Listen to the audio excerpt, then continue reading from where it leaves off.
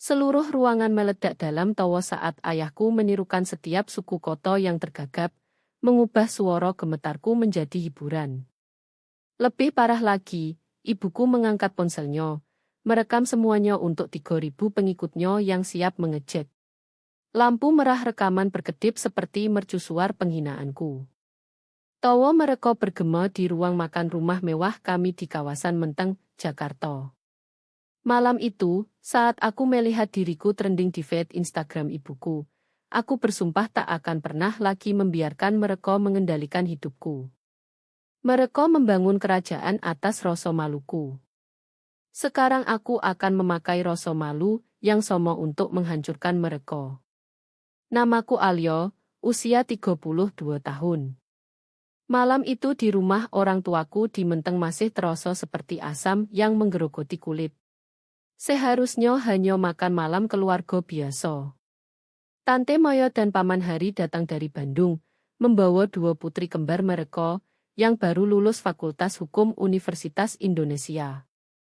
Ruang makan bersinar oleh cahaya lilin yang memantul di piring terbaik ibuku Dewi, yang hanya dikeluarkan untuk pamer. Alyo, ceritakan podo semua orang tentang kasus besar yang sedang kamu tangani. Suara ayahku Budi terdengar tajam, membuat perutku mual. Dia memutar gelas ketiga cabernetnya, cincin uinya berkilau. Ayo, jangan malu. Aku seharusnya tahu ini jebakan. Selalu begitu. Kami mewakili startup Megotech, kataku. Budi langsung menyela dengan suara tinggi mengejek. Megotech, wah menarik sekali. Ruangan hening sejenak sebelum dia melanjutkan. Maaf teman-teman, Alyo masih punya masalah bicara kecil. 20 tahun terapi tapi masih seperti piring pecah.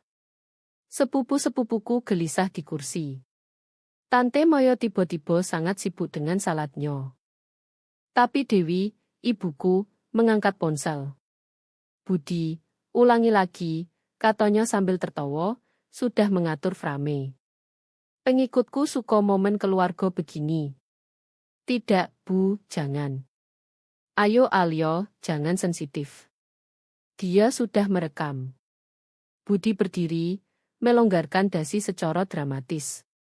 Jadi, dia di depan klien terbesar kami, dan dia bilang dia memegang lehernya, moto melotot pura-pura panik. Pak Mego kami rasa kasus ondo punya dasar. Towo yang mengikuti terasa seperti pecahan kaca. Dewi zoom ke wajahku, menangkap air mata yang tak bisa kutahan. Lihat dia menangis. Ya Tuhan, ini emas. 3.000 pengikut akan menyukainya. Berhenti. Suaraku hanya bisikan. Opo? Opo yang kamu coba katakan? Budi menangkup telinga. Paman Hari berdehem. Budi, mungkin oh Hari, santai saja. Ini hanya bersenang-senang keluarga. Alyo tahu kami bercanda, kan sayang. Tangan ayahku mendarat berat di bahuku, meremas cukup kuat untuk sakit. Lagi pula kalau dia tak tahan lelucon di rumah, bagaimana dia bertahan di pengadilan? Makanya aku taruh dia di belakang kantor riset. Tak boleh mempermalukan Santoso and Associates di depan umum. Dewi mengetik caption di ponsel, sudah 50 like. Oh, dan Mbak Sinta dari kelas yoga bilang, ini lucu sekali. Budi harus jadi stand-up.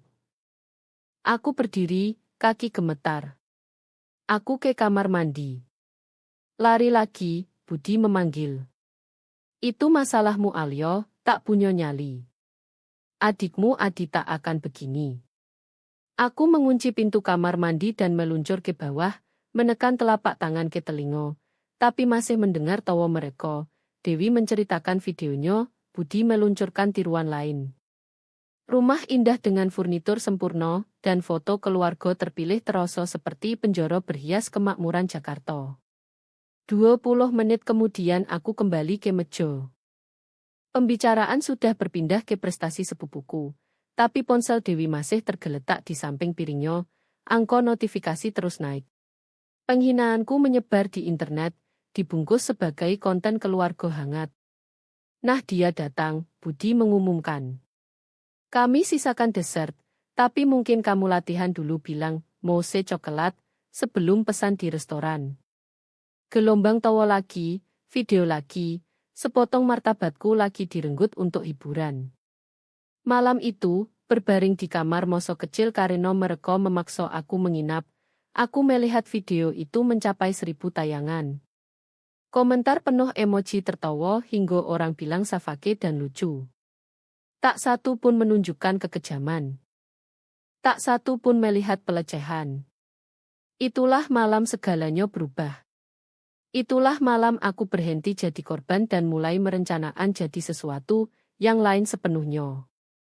Kekejaman tak dimulai malam itu. Dimulai saat aku 7 tahun, kesulitan membaca keras di kelas 2 Bu Guru di Negeri Jakarta. Koto-koto kusut di mulutku seperti duri. Bu Guru sabar, tapi orang tuaku tidak. Malam itu Budi menyuruhku berdiri di ruang tamu mengulang siapa yang menjual kerang di pantai, 50 kali sementara dia dan Dewi menonton TV. Tertawa setiap aku tersandung. Adi, tunjukkan podo kakakmu caranya. Budi memanggil adikku yang 5 tahun, berambut pirang percaya diri, segalanya yang bukan aku. Adi jadi anak ajaib mereka. Nilai sempurna, ketua debat, diterima UI lebih awal. Aku anak latihan, yang mereka buat kesalahan. Saat rapat orang tua guru jadi pertunjukan kekecewaan mereka. Kami sudah coba segalanya dengan Alyo, Dewi mendesah dramatis di depan guruku seolah aku tak odo. Terapi bicara, les, bahkan meditasi. Tak odo yang memperbaiki masalahnya. Dia menurunkan suara di koto terakhir, seolah gagapku penyakit memalukan. Rumah di Jalan Menteng tampak sempurna dari luar. Kolonial putih, jendela hitam, mawar merambat. Di dalam Museum Prestasi Adi. Trofi Adi dirak, rapor dibingkai, surat diterima UI dibesar dan digantung di ruang kerja Budi. Prestasiku, IP 4, 0 yang kuperjuangkan, beasiswa UI, diterima hukum hanya disebut sambil lalu, biasanya diikuti tapi bayangkan kalau dia bisa bicara benar. Aku ingat hari wisuda cum laude dari Fakultas Hukum. Aku latihan pidato valediktorian berbulan-bulan dengan terapis baru yang bantu strategi. Aku lulus tanpa gagap sekali. Tapi bukannya bangga, Budi bilang, lihat, kamu bisa kalau benar-benar usaha. Selama ini kamu cuma malas. Dewi merekam pidato itu juga. Tapi tak pernah diunggah. Tak menarik buat pengikut, katanya. Orang suka yang lucu. Yang lucu, itu yang jadi konten dari penderitaanku. Dewi mulai blog gaya hidup Dewi saat aku mendokumentasikan perjalanan sebagai ibu, tapi posting tentang aku selalu temasoma, menghadapi anak sulit, atau saat anak tak sempurna, atau mencari humor di masa sulit. Dia gambarkan gagapku sebagai tantangan keluarga kami, posisikan dirinya ibu menderita tapi tabah. Tetangga di Menteng tak pernah bilang opo-opo, tapi aku lihat pandangan mereka. Bu Chen sebelah rumah pernah pegang lenganku di supermarket, kamu sangat berani nak. Tapi tak lebih. Pak Rodriguez yang pernah lihat Budi mengejekku di acara blog, langsung berhenti terima undangan kami. Diamnya orang baik hampir lebih buruk daripada kekejaman. Keluarga besar ikuti aturan tak tertulis, jangan campuri cara Budi dan Dewi mendidik. Nenekku pernah diam-diam beri kartu nomor terapis, tapi saat kuhubungi, Budi sudah bicara dengan mereka, bilang aku dramatis dan cari perhatian. Terapis itu habiskan 1 sesi bantu aku pahami frustrasi orang tuaku. Bahkan di gereja, tempat Dewi jadi panitia setiap acara dan Budi diakon, pertunjukan berlanjut. Doakan Alyo, Dewi minta di lingkaran 2, geleng kepala sedih.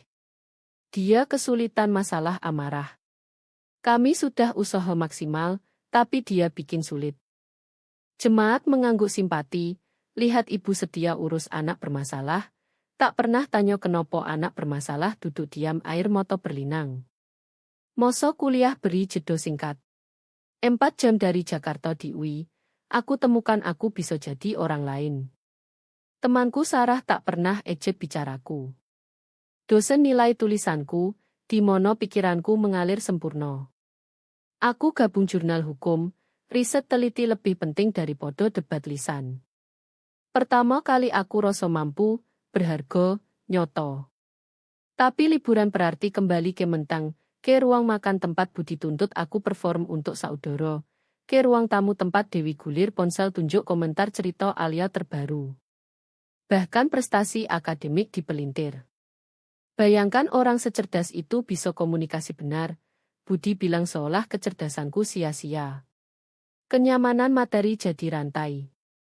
Mereka bayar pendidikanku tapi ingatkan hutang setiap hari. Beri mobil tapi ancam ambil kalau kejawaan. Janji posisi di Santoso and Associates tapi pastikan semua tahu itu amal, bukan prestasi. Melihat ke belakang, aku lihat bagaimana mereka bangun kandang emas untukku. Nyaman tapi tetap kandang. Setiap kebaikan odo syarat. Setiap hadiah odo tali. Setiap kesempatan odo penghinaan publik sebagai bayaran. Mereka tak cuma besarkan aku. Mereka ciptakan aku jadi korban sempurna. Terlalu berpendidikan untuk abaikan pelecehan, tapi terlalu hancur untuk percaya aku pantas lebih baik. Bekerja di Santoso and Associates seharusnya mimpi. Firma hukum tier 1, klien bergengsi, tempat karier dibangun. Tapi jadi panggung kekejaman Budi lagi, kali ini dengan latar korporat dan audiens profesional. Kantorku tersembunyi di pojok belakang lantai 3 supaya klien tak kebetulan bertemu. Budi jelaskan hari pertamaku. Resmi aku senior riset, tak resmi aku penulis hantu yang buat pengacara lain kelihatan jenius. Briefku menang kasus. Strategiku amankan klien, tapi namaku tak muncul kecuali cetakan kecil. Setiap Senin pagi Budi adakan rapat tim di ruang koco. Dia suruh aku presentasi riset. Waktu berapa lama aku selesai tiap kalimat, ketuk penomon blanch tak sabar saat aku gagap. Alio lagi lomo lagi, dia umum ke 20 pengacara. Odo yang mau terjemahkan. Asosiate muda lihat ponsel gelisah. Partner senior yang kenal Budi puluhan tahun tertawa sopan, dan Marcus, anak didik Budi yang ambil kredit 3 kemenangan besarku, langsung lompat bantu bocok kerjaku seolah aku tak tulis setiap koto. Tapi momen terburuk saat klien hadir. Budi sengaja taruh aku di spot, tanya pertanyaan rumit yang butuh jawaban detail, lalu minta maaf podo klien atas tantangan komunikasi Alia saat aku masih di ruangan. Dia jenius di kertas, katanya seolah aku mesin rusak yang setengah jalan. Kami pertahankan untuk kerja tulis. Dewi main peran sempurna. Dia mampir kantor makan siang dengan Budi, bicara keras masalahku dengan resepsionis. Kami beri dia setiap kesempatan. Budi bahkan kasih kerja saat firma lain tak mau ambil. Lalu keluarkan ponsel, tunjuk video terbaru ke siapa sojo yang mau lihat, tertawa soal makan malam keluarga terakhir saat aku kesulitan pesan anggur. Isolasi di kantor sempurna. Rekan hindari aku, tak mau ambil risiko tak senang Budi. Mereka email dari podo bicara, keluarkan aku dari minum malam, pasang partner lain di kasus. Aku makan siang sendirian di kantor, lembur saat semua pulang, hidup di bayang-bayang firma, yang pakai otakku tapi tolak kehadiranku. Aku tinggal di apartemen 1 kamar di Jakarta Selatan, 20 menit dari kantor, tapi dunia jauh dari kesempurnaan Menteng. Kecil, sederhana, dekorasi furnitur bekas dan buku hukum. Tapi milikku. Satu-satunya tempat suara Budi tak bergema, kamera Dewi tak masuk. Setiap malam aku duduk di meja dapur, laptop terbuka, tulis brief yang menang kasus yang tak pernah aku debat, kembangkan strategi kemenangan yang tak pernah aku klaim. Gaji murah hati. Budi pastikan semua tahu dia bayar aku baik meski keterbatasanku. Tapi uang terasa uang tutup mulut, suap supaya aku tetap bersyukur dan diam aku tabung sebagian besar, Insting bilang aku butuh dono kabur suatu saat. Hariku jadi ritme bertahan. Meditasi pagi siapkan untuk penghinaan hari. Kerja diam hasilkan keunggulan yang dikredit orang lain. Makan siang sendirian review kasus yang strategiku menang. Malam di rumah bicara dengan kucingku Momo tanpa takut diejek.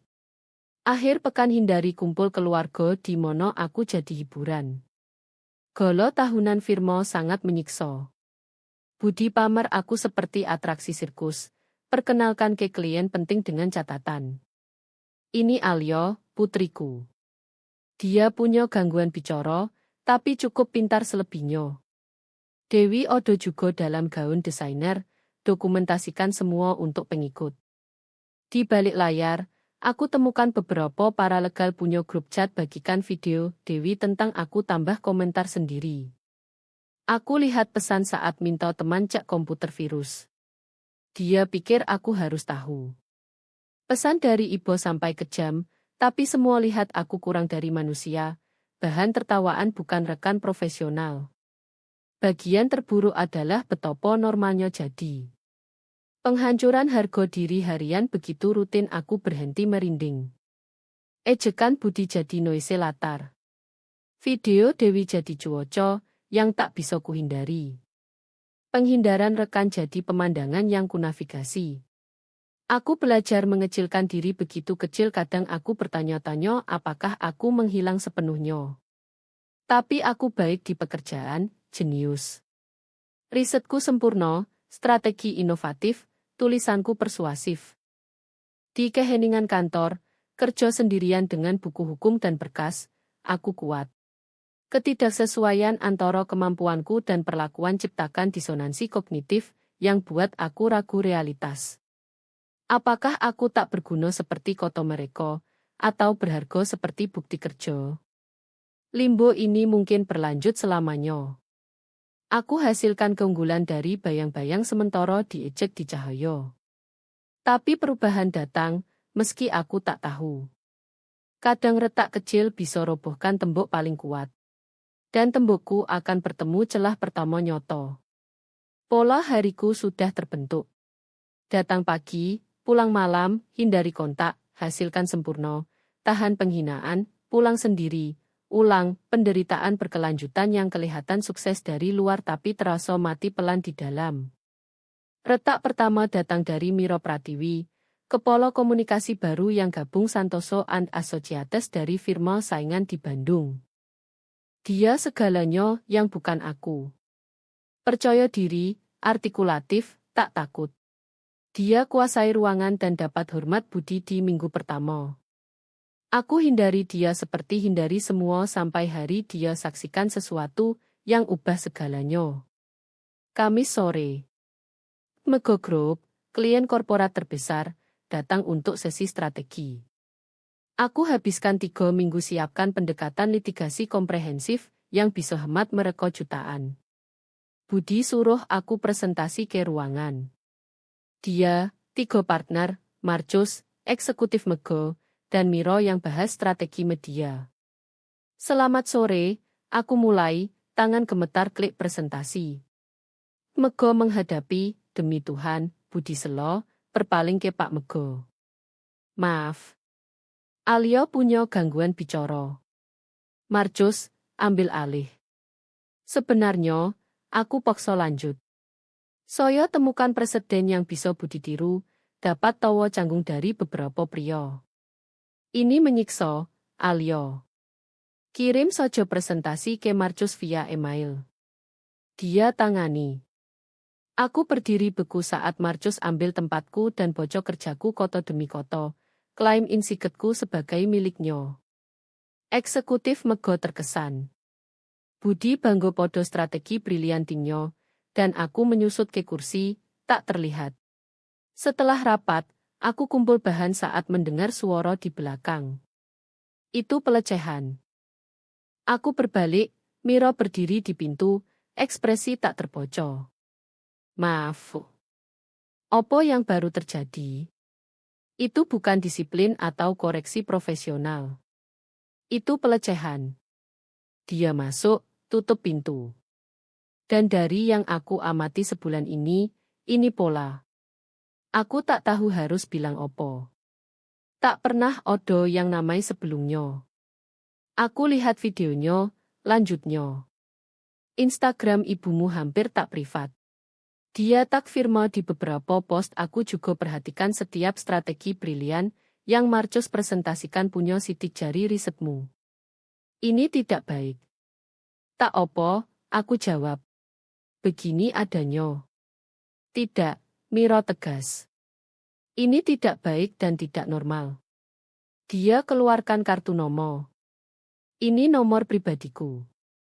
Kita bicara, tapi bukan di sini. Kami bertemu Sabtu di Cafe West Jakarta, jauh dari tempat Budi atau Dewi muncul. Miro tak buang waktu. Kamu sedang dieksploitasi dan dianiaya sistematis, katanya. Ayahmu pakai posisi untuk hina kamu secara profesional sambil curi kerjamu. Ibumu siarkan penderitaanmu untuk engagement media sosial, dan kamu dikondisikan percaya ini wajar. Mendengarnya diucap jelas terasa seperti disiram air dingin. Mereka orang tuaku, kataku lemah. Mereka beri segalanya.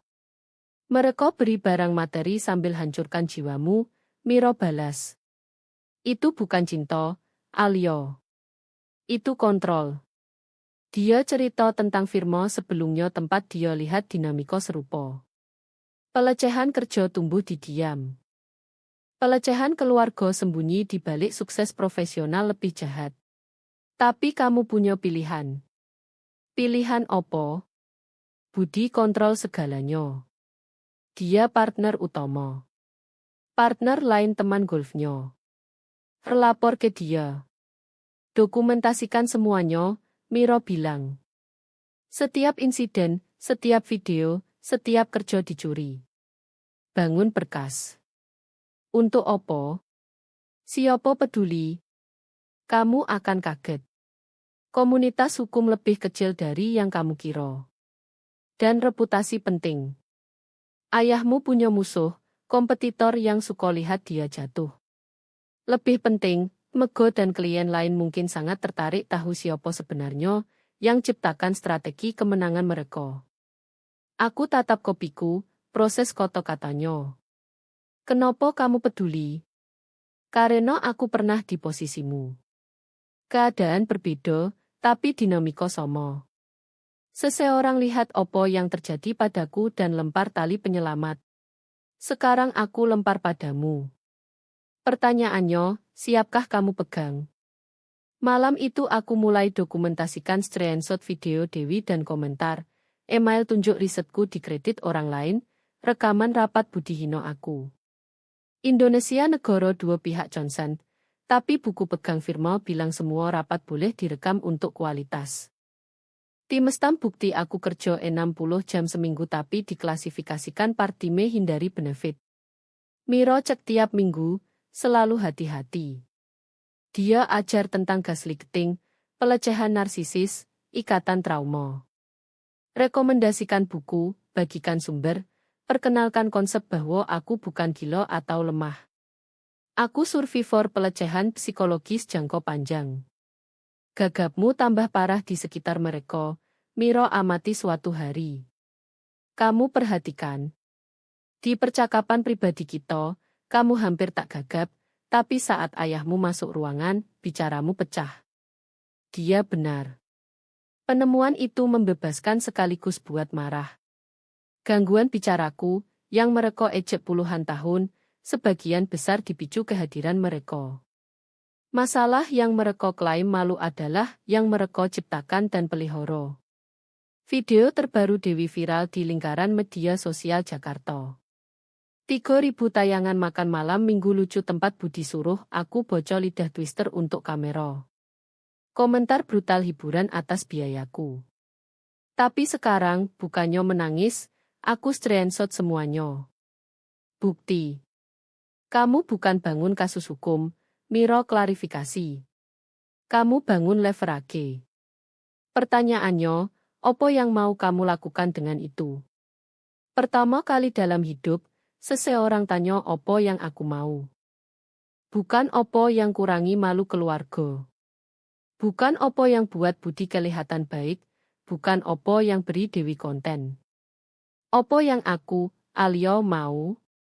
Aku belum punya jawaban, tapi pertama kali aku percaya aku punya hak cari.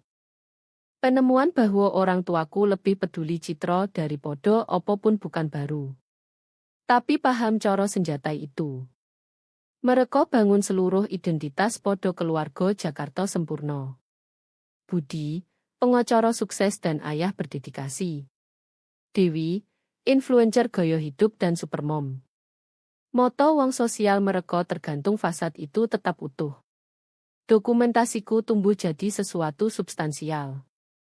3 bulan bukti isi folder terenkripsi di laptop. Tapi aku butuh bimbingan profesional. Seseorang di luar lingkaran pengaruh Budi. Miro hubungkan aku dengan Dian Sari, pengacara ketenagakerjaan dari Bandung yang spesialis pelecehan kerja, dan tak ada koneksi dengan Santoso and Associates. Ini luas sekali, Dian bilang review berkasku di kantornya. Video sojo tunjuk pola penghinaan. Masalah atribusi kerja adalah pencurian kekayaan intelektual. Tapi Alyo, kamu harus paham, ambil tindakan akan bakar jembatan. Mereka sudah bakar aku jawab, kaget dengan ketenangan suaraku. Wajar, tapi aksi hukum bisa tahun dan mungkin gagal. Ayahmu tahu hukum. Namun, dia condong ke depan. Opini publik lebih cepat daripada sistem hukum, dan dari yang aku lihat, reputasi mereka adalah kelemahan. Kami diskusikan opsi. Gugatan panjang dan mahal, tapi paparan strategis perilaku mereka bisa langsung dan menghancurkan. Dian sarankan aku terus kumpul bukti sambil siapkan strategi keluar. Kamu punya tabungan? Sekitar 50 juta. Bagus. Kamu butuh itu. Saat ini publik, kamu harus sepenuhnya independen. Rencana mulai terbentuk. Aku butuh lebih dari bukti. Aku butuh platform paparan yang Budi tak bisa kontrol atau tekan. Golo tahunan Santoso and Associates 2 bulan lagi. Klien terbesar firma, kontak media, dan elite komunitas hukum semua hadir. Budi selalu paksa aku datang, biasanya sebagai contoh amalnya mempekerjakan putri bermasalah. Tahun ini berbeda. Aku mulai siapkan diam-diam, Miro bantu asah public speaking dengan terapis spesialis kecemasan performa dan gangguan bicara. Dokter Kim kerja denganku 2 kali seminggu, ajar teknik napas dan strategi kognitif. Gagapmu trauma inducet, Dokter Kim jelaskan. Saat kamu rasa aman, bicaramu lancar. Kita ciptakan keamanan internal supaya tak ada yang bisa ambil. Sementara itu aku terus kerja di Santoso and Associates dengan perspektif baru. Setiap komentar meremehkan Budi, setiap video Dewi unggah, setiap kredit Marcus curi, semuanya jadi bahan bakar. Aku bukan korban lagi. Aku peneliti studi pelecehan sendiri, siap presentasi temuan. Pengikut media sosial Dewi tumbuh jadi 5.000. Seri momen ibu nyoto, yang tampilkan penghinaanku jadi konten paling populer. Dia mulai dapat sponsor dari bisnis lokal.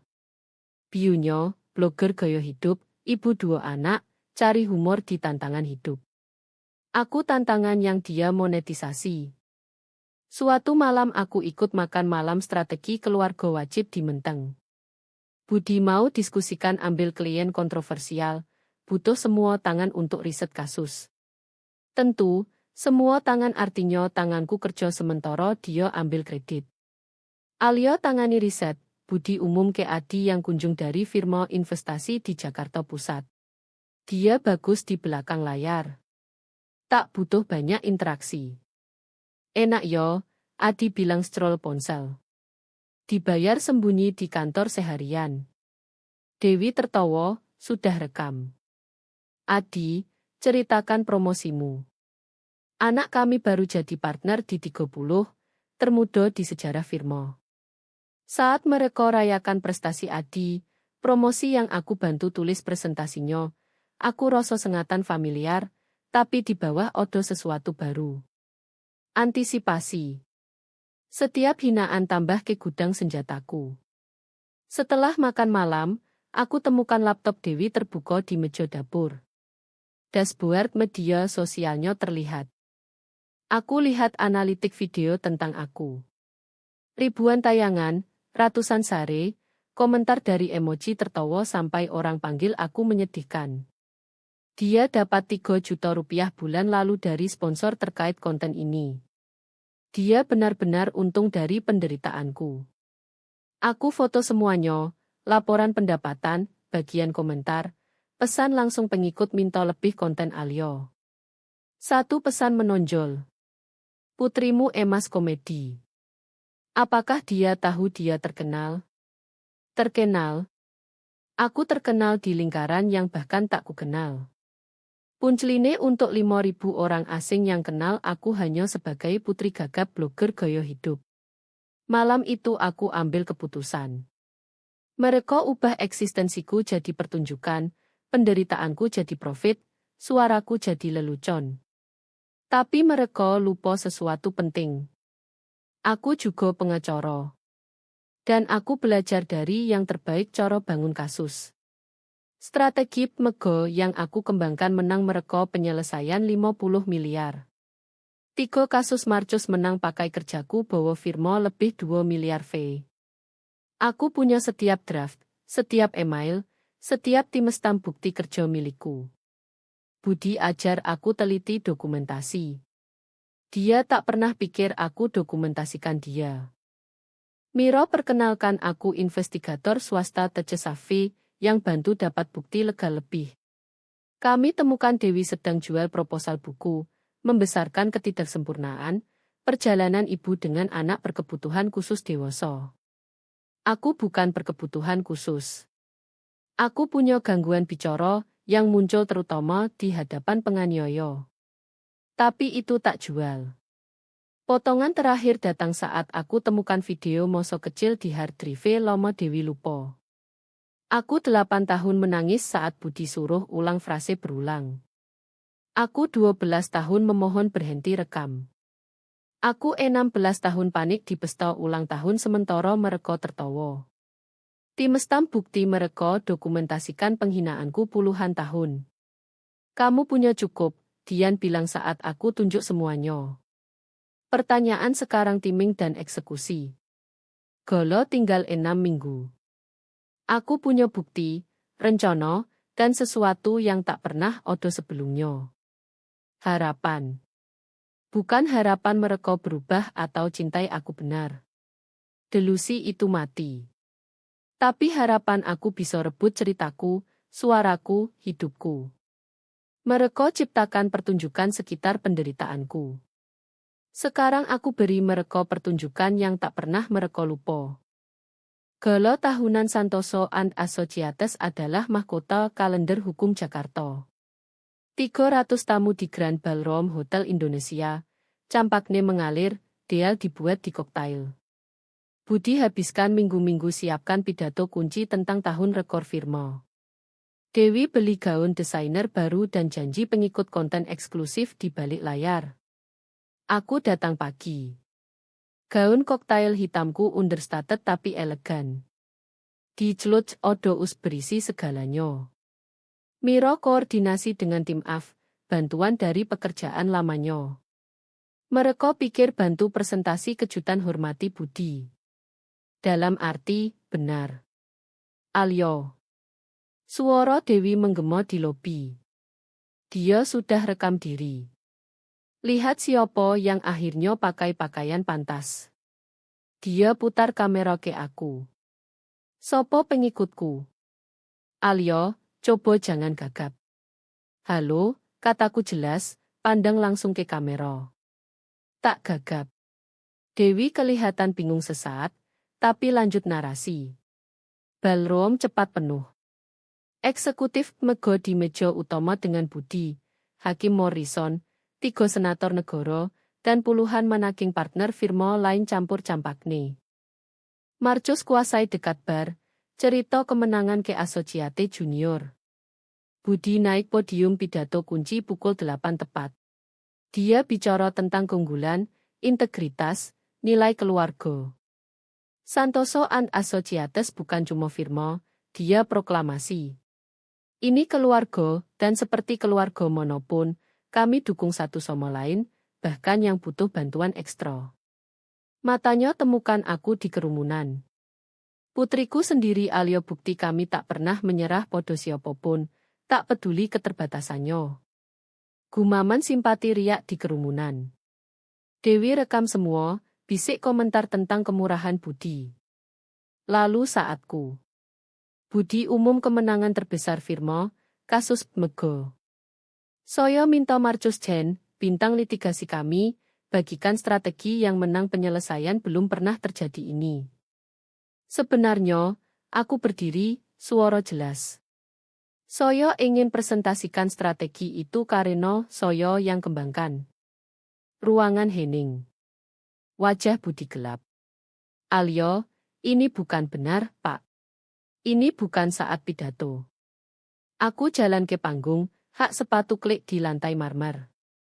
Ini saat kebenaran. Aku capai podium saat Marcus berusaha potong, tapi Miro halangi mulus. Teknisi afredukan lampu. Selamat malam, aku mulai. Tak odo gagap. Soyo Alyo Santoso. Anda mungkin kenal saya sebagai putri cacat yang Budi pekerjakan secara amal atau dari Instagram Dewi di mana saya konten komedi. Malam ini saya ingin perkenalkan diri lagi.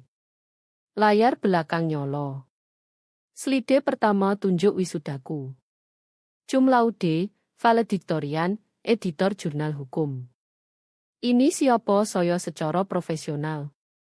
Aku lanjut tapi ini cara Anda kenal saya. Slide berikut. Video Dewi 3 bulan lalu. Suara isi balrom. Budi ejek gagapku. Keluarga tertawa. Mataku penuh air mata. Timestam tunjuk 4.000 tayangan. Desahan menggema. Dewi jatuhkan ponsel. Itu contoh ringan, kataku. Ini lagi. Video demi video main. Tahun penghinaan terdokumentasi. Budi paksa aku ulang frase sementara keluarga tertawa.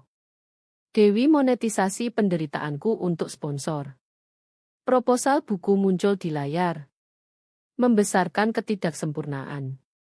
Saya tak punya kebutuhan khusus, aku nyatakan. Saya punya gangguan bicara yang muncul utama di hadapan penganiaya. Tonton. Layar terbagi. Satu sisi rekaman keamanan aku presentasi lancar ke klien saat Budi tak odo.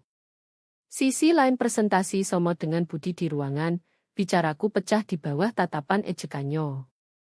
Tapi ini bukan hanya pelecehan emosional, aku lanjut. Ini penipuan. Slide berikut tunjuk kerjaku, setiap brief, setiap strategi, setiap argumen menang. Timestam email bukti aku tulis. Rekaman keamanan tunjuk aku kerja sampai tengah malam sementara Marcus di bar. Lalu bukti akhir. Rekaman Budi instruksikan Marcus ambil kredit, janji partnership tukar main peran. Pak Mego berdiri, wajah merah. Opo Anda bilang strategi yang selamatkan perusahaan saya bukan Marcus? Saya tunjukkan, aku jawab, tarik metode to. Setiap dokumen, setiap revisi, setiap insiget, timestamp dan tracaple ke komputerku, loginku, kartu akses malamku. Ruangan meledak. Budi coba bicara, tapi mikrofon dipotong. Dewi panik hapus media sosial, tak sadar semuanya sudah diarsip. Saya kirim semua ini ke Ikatan Advokat Indonesia, aku umum. Juga ke Dewan Ketenagakerjaan soal pelecehan kerja sistematis dan pencurian kekayaan intelektual. Salinan dikirim ke setiap klien yang kasusnya benar aku menangkan. Kamu hancurkan keluargamu, Budi akhirnya teriak, suara pecah. Tidak, aku bilang, pandang langsung matanya. Kamu yang hancurkan keluarga. Aku hanya dokumentasikan. Aku klik slide akhir, kompilasi komentar dari video Dewi. Orang asing panggil aku menyedihkan, sampah, 5.000 orang tertawa atas penderitaanku. Ini yang kamu kurangi aku jadi, kataku podo orang tuaku. Hiburan untuk orang asing, tapi kamu lupa sesuatu penting. Kamu ajar aku teliti, dokumentasi segalanya, bangun kasus kedap udara. Aku jedo.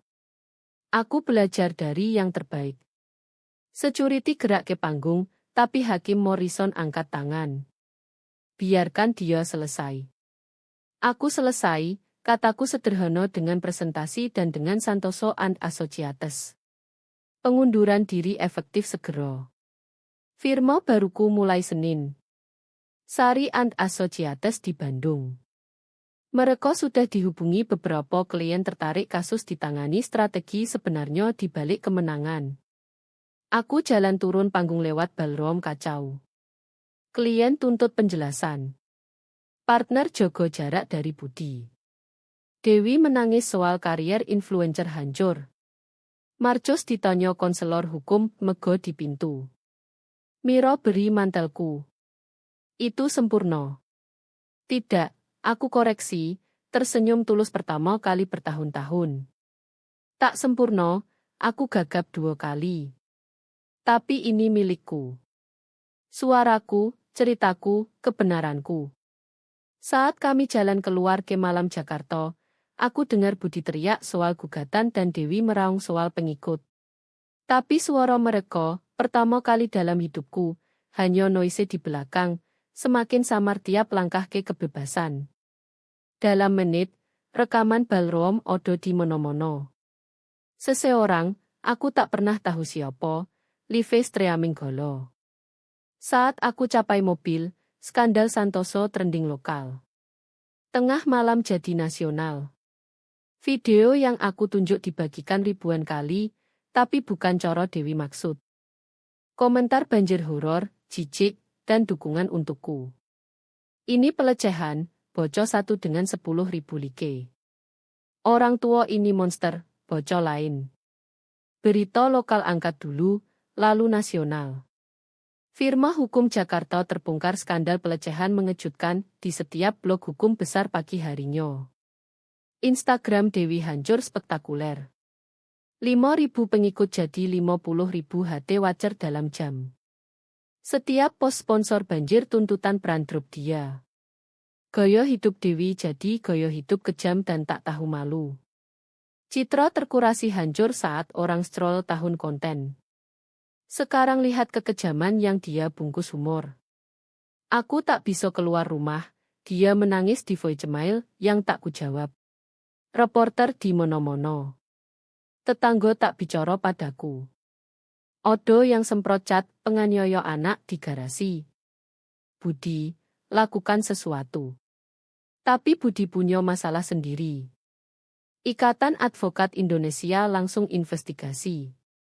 Mego batalkan kontrak malam itu, diikuti 6 klien besar pagi harinya. Partner lain adakan rapat darurat, jogo jarak dari gaya manajemen Budi dan sarankan dia cuti sementara investigasi. Marcos dipecat dalam 12 jam. Mego ancam tuduhan pidana kecuali dia kembalikan bonus. Uang dari kerjaku. Profil LinkedIn-nya hilang. Pengumuman tunangannya dibatalkan.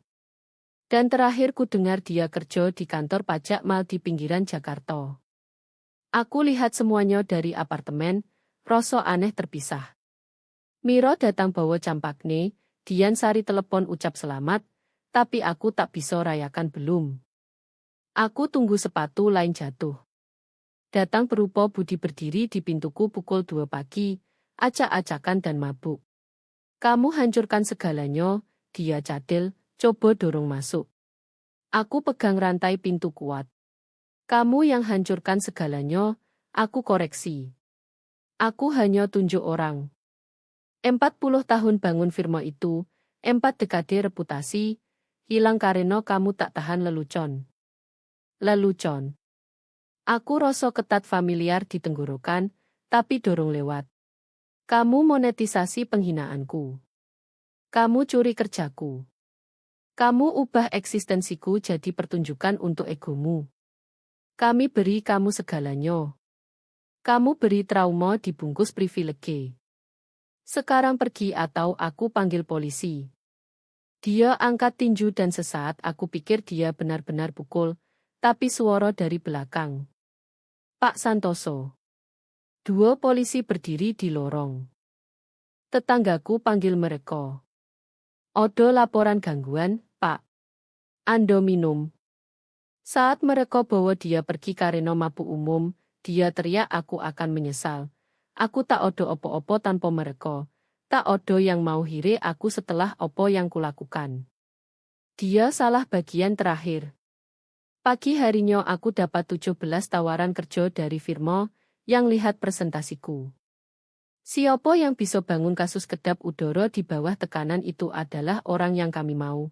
Koto Managing Partner Brennan and Associates di Jakarta. Tapi aku sudah terima tawaran Dian Sari. Kami bangun sesuatu baru, firma spesialis pelecehan kerja dan kasus pelecehan keluarga. Ceritaku buka banjir. Puluhan email dari profesional lain yang keluarga sabotase mereka sambil klaim bantu. Dewi coba kontrol kerusakan. Dia unggah video maaf air mata klaim tak sadar bahaya dan sedang terapi paham tindakannya. Tapi internet tak lupa. Screenshot proposal buku, laporan monetisasi, dan tahun komentar kejam hancur simpati yang mungkin dia dapat.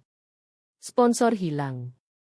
Blog gaya hidup yang jadi identitasnya jadi huruf merah. Rumah di Menteng dijual dalam sebulan. Tetangga yang diam bertahun-tahun tiba-tiba banyak bicara ke reporter soal tanda peringatan yang mereka lihat. Bujan sebelah beri wawancara soal waktu dengar aku menangis dan Budi tertawa. Pak Rodriguez gambarkan acara blog tempat Budi paksa aku jadi hiburan. Adi, anak emas, akhirnya telepon setelah 3 minggu diam kamu hancurkan hidup mereka, katanya.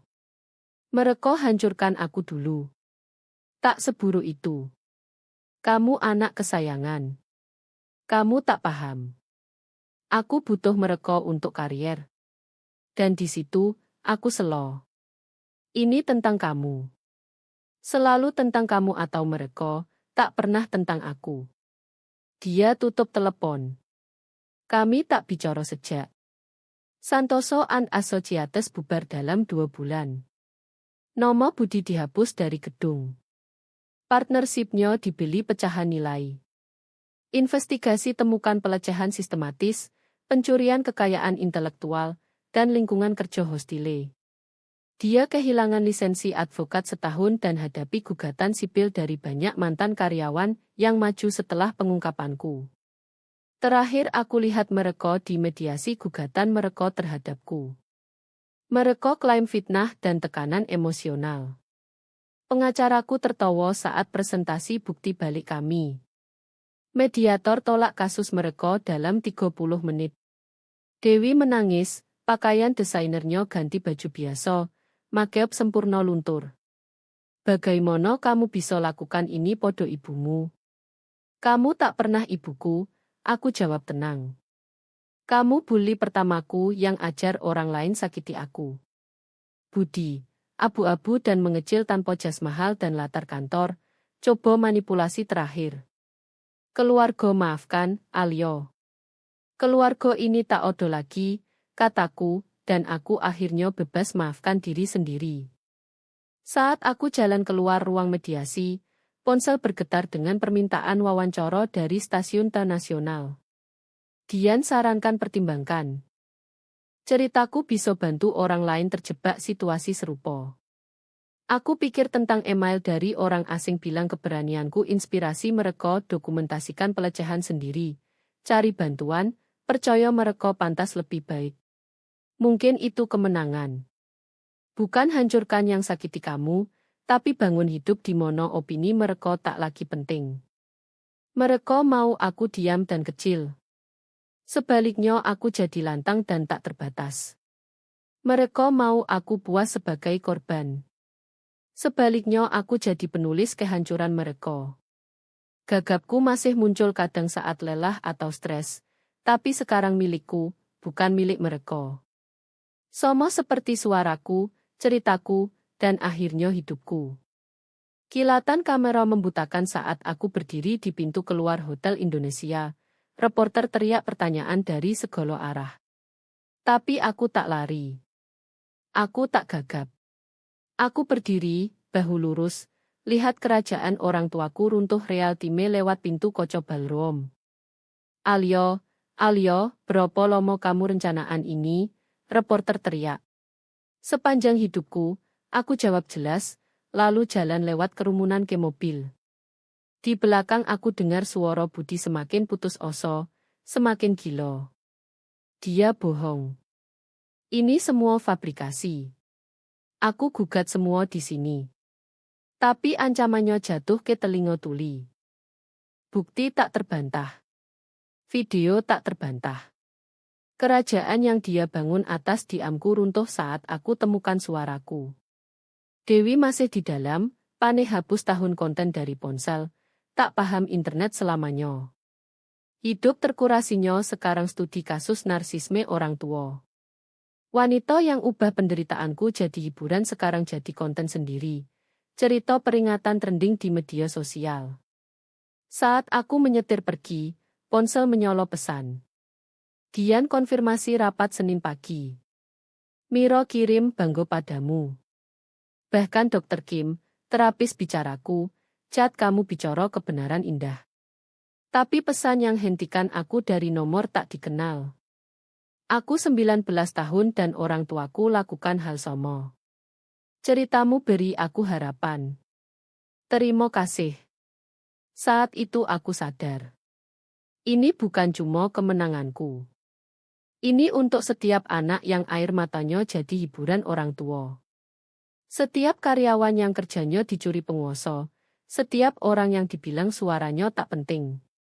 3 hari kemudian skandal Santoso berkembang jadi tak lagi diam. Ribuan bagikan cerita pelecehan keluarga dibungkus disiplin, pelecehan kerja dibungkus bimbingan. Perhitungan yang Budi dan Dewi hadapi bukan cuma pribadi, tapi budaya. Rumah menteng dijual lelang penyitaan.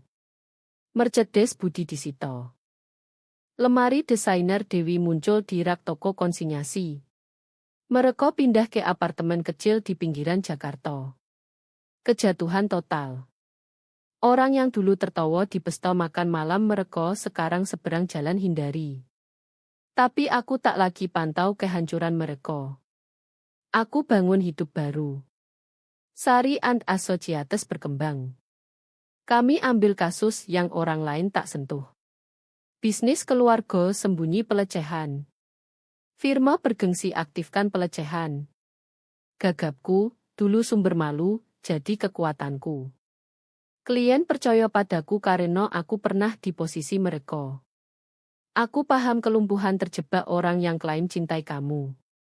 6 bulan setelah golo, aku beri pidato publik pertama di Fakultas Hukum UI. Auditorium penuh. Saat dekati podium, aku lihat Budi di baris belakang. Dia kelihatan lebih kecil, lebih tua, kalah. Sesaat ketat familiar di tenggorokan. Lalu aku ingat dia tak punya kekuasaan lagi. Selamat malam, aku mulai, suara jelas kuat. Namaku Alyo Santoso, dan aku di sini bicara tentang temukan suara saat orang lain curi. Budi pergi tengah pidato. Dewi tak pernah muncul. Mereka jadi hantu di cerita sendiri. Catatan kaki di kemenanganku. Pidato viral. Deal buku ikut. Undangan bicara di sekolah hukum, konferensi korporat, grup dukungan survivor. Gadis yang mereka coba diamkan jadi suara untuk ribuan. Di ulang tahun pertama golo, aku terima surat dari Adi. Dia tinggalkan firma investasi, sedang terapi, mulai paham kandang anak emas yang jebak dia. Maaf, dia tulis. Aku lihat sekarang. Mereka hancurkan kita berdua, hanya berbeda. Mungkin suatu hari kita bangun hubungan lagi. Mungkin tidak. Penyembuhan tak linear, dan maaf tak wajib. Budi coba satu kontak terakhir lewat pengacara, minta dukungan finansial. Keberaniannya mungkin buat aku marah dulu. Sekarang aku tertawa. Pria yang klaim aku tak odo opo-opo tanpa dia sekarang memohon bantuanku. Aku balas satu kata. Tidak. Dewi mulai blog baru, pulih dari kesalahan, perjalanan ibu. Punya 12 pengikut terakhir ku dengar. Bagian komentar brutal. Internet tak lupa, dan jarang maafkan yang monetisasi penderitaan anak. Saat aku berdiri di kantor baru Sari and Associates, pandang sekiline Jakarta. Miro ketuk pintu. Times mau feature. 1 tahun kemudian, di mono mereka sekarang. Bilang aku tepat di tempat seharusnya, kataku, pakai suaraku bantu orang lain temukan suara mereka. Dia tersenyum. Dan Budi dan Dewi. Siapa? Kami berdua tertawa. Dan dalam tawa itu odo kebebasan. Bukan tawa pahit balas dendam, tapi kegembiraan asli seseorang yang selamat, berkembang, dan tolak biarkan trauma tulis akhirnya. Gagapku masih kunjungi kadang, biasanya saat lelah. Tapi tak lagi kelemahan yang mereka eksploitasi. Ini pengingat dari mono aku datang dan bukti sejauh mono aku pergi. Setiap kata yang kuucap, gagap atau lancar, adalah pemberontakan terhadap yang coba diamkan aku. Gadis yang dulu duduk menangis di kamar mandi terkunci sementara orang tuanya ejek untuk hiburan. Dia pergi. Di tempatnya berdiri wanita yang ubah luka jadi senjata, penderitaan jadi kekuatan, dan diam jadi raungan yang robohkan kerajaan. Mereka pikir besarkan korban. Sebaliknya mereka besarkan pejuang. Dan pejuang ini tak gagap saat bilang, aku menang. Kilatan kamera tak menakutkan lagi. Sorotan yang mereka paksa untuk hina, aku berdiri di dalamnya sekarang pilihan, cerita kebenaranku, bantu orang lain cerita mereka. Budi mau warisan. Dewi mau ketenaran. Mereka dapat keduanya, hanya bukan jenis yang direncanakan. Dan aku dapat sesuatu lebih baik daripada balas dendam. Aku dapat diriku kembali.